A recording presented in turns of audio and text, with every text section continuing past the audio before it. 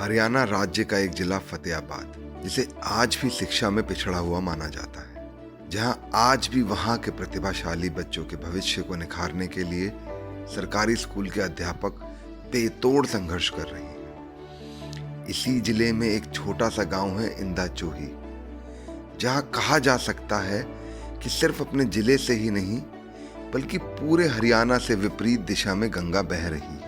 वह एक ऐसा गांव है जहां पर न सिर्फ अध्यापक और पंचायत बल्कि पूरा गांव एक संघर्ष में लगा हुआ है। उसके बाद मिशन बुनियाद और उसके बाद ये सुपर 100।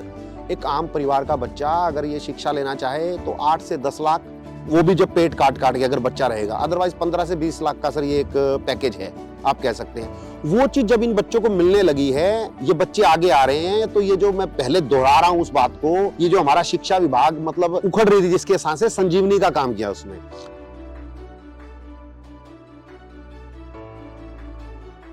हमारा जो प्रोग्राम सुपर 100 है, बहुत ही कामयाब प्रोग्राम है। सरकार की तरफ से बहुत ही सराहनीय कदम है ये। गरीब बच्चों के लिए निःशुल्क कोचिंग उपलब्ध करवाना और अच्छे अच्छे संस्थानों में प्रवेश कर रहे हैं हमारे विद्यालय के बच्चे, और टीचर भी बहुत मेहनत से काम कर रहे हैं इसके अंदर।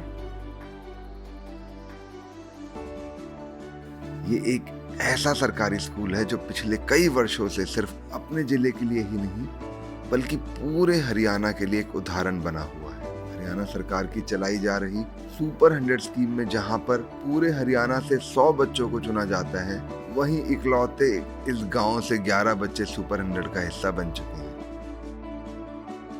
के अंदर मैंने तो एक चीज देखी है जी, जो बुनियाद के अंदर जिस बच्चे का सिलेक्शन हो रहा है, वो बच्चा उसको एक थोड़ा सा पढ़ने का तरीका आ गया जी। किस प्रकार से आया ये तो नहीं मैं कह सकता, लेकिन मैं तो ये कहूँगा कि बुनियाद से ही सीखे उन्होंने।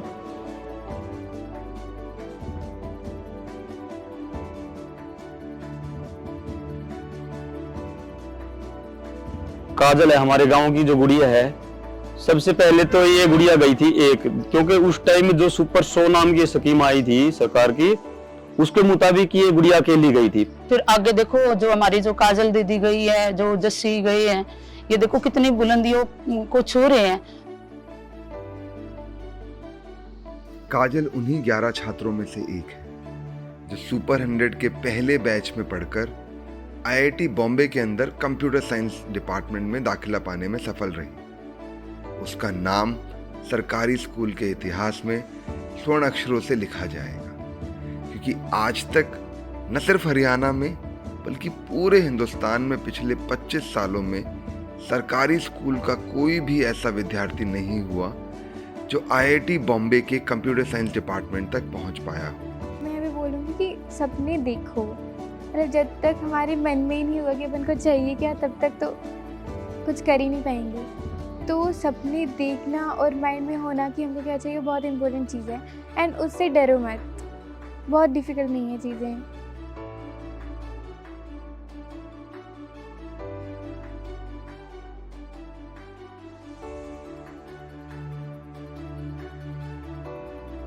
And it's not like I was the best there, तो वो भी इमोशनल है कि हमसे बेटर लोग हैं, उनको मिल जाएगा। इमोशनल बैरियर्स होते हैं, काफ़ी सारी प्रॉब्लम्स होती हैं, तो उनको टैकल करना होता है, कुछ चीज़ों को इग्नोर करना होता है। एंड होप इज़ काफ़ी इंपॉर्टेंट, काफ़ी ज़्यादा इंपॉर्टेंट लगती है मेरे को होप। ऐसे कभी कभी लगता है कि नहीं, हमसे तो लोग इतने बेटर हैं, उनको मिल जाएगा, हमको क्यों मिलेगा। बट ये चीज़ सुपर 100 से भी सीखी थी, एंड मेहनत करेंगे तो मिल जाता है चीज़ें लास्ट में। मगर ये सब कैसे हासिल हुआ? इन बच्चों की सफलता देखकर ये सवाल सभी के मन में आता है कि क्या ये सुपर 100 के टीचरों की मेहनत है, इन बच्चों की मेहनत है, या कुछ और खास है जो अभी तक उनके सामने नहीं आया है।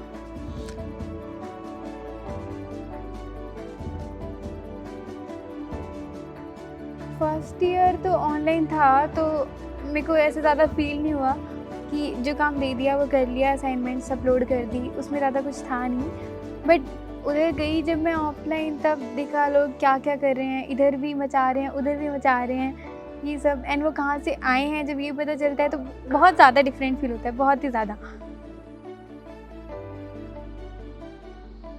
इस बीच इस कहानी के एक और नायक सामने आते हैं। वह है सरकारी स्कूल के मास्टर सुरेश जी, जो पिछले कई वर्षों से इस गांव के बच्चों को अलग अलग प्रतियोगिता के लिए तैयार कर रहे हैं। फिर चाहे वो सुपर 100 की तैयारी कराना हो या फिर मिशन बुनियाद की।